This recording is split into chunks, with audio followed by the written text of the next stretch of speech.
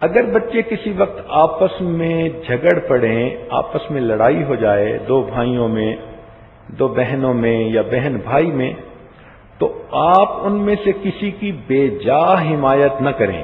عام طور پر دیکھا گیا ہے کہ مائیں چھوٹے بچے کی حمایت کرتی ہیں اور بڑوں کو بے جا ڈانٹ کر ڈپٹ کرتی رہتی ہیں۔ یہ بہت بری بات ہے۔ جب بغیر قصور کے کسی کو ڈانٹ پڑی تو رد عمل اس کے ذہن میں ضرور ہوگا، یا تو وہ اپنی ماں اور باپ کو بے وقوف سمجھے گا، یا پھر ڈانٹ ڈپٹ کی اہمیت ہی اس کے دل سے نکل جائے گی۔ وہ ڈانٹ پروف بن جائے گا، جیسے شیم پروف ہوتے ہیں نا، ویدر پروف ہوتے ہیں، اسی طرح ڈانٹ پروف ہو جاتے ہیں بچے۔ کہتے ہیں ڈانٹ تو پڑتی ہے، امی تو چیختی ہی رہتی ہے، غلطی کرو نہ کرو اس کا کیا۔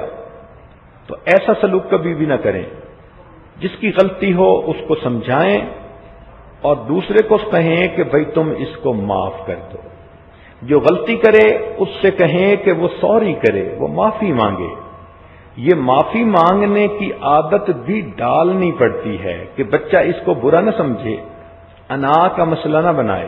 بچپن کی عمر میں بچوں کو کھیل کود کی عادت ڈالیں، مگر وہ کھیل ایسا نہیں ہونا چاہیے کہ ٹی وی سکرین پر یا کمپیوٹر سکرین پہ بیٹھ کے ویڈیو گیم کھیل رہے ہیں۔ یہ ویڈیو گیم تو وقت کا ضیاع ہے۔ تو واہ، بچوں کو 10 گھنٹے بٹھا دو، اٹھنے کا نام نہیں لیتے، مگر اس سے تو ان کے بدن کو کوئی فائدہ نہیں ہوتا، وہ تو ایک جگہ بیٹھے ہوئے ہوتے ہیں۔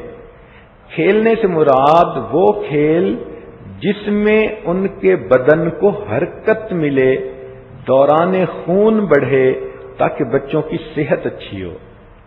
بچیاں اپنے گھر کے اندر جیسے رسی کے اوپر جو ہے وہ کودتی ہیں یا ایک دوسرے کے ساتھ گیند سے کھیل لیتی ہیں، اس قسم کے چھوٹے موٹے کھیل یا ایک دوسرے کو پکڑنا، چھپنا، بھاگنا، دوڑنا، وہ گھر کے اندر بچیاں یہ کر سکتی ہیں۔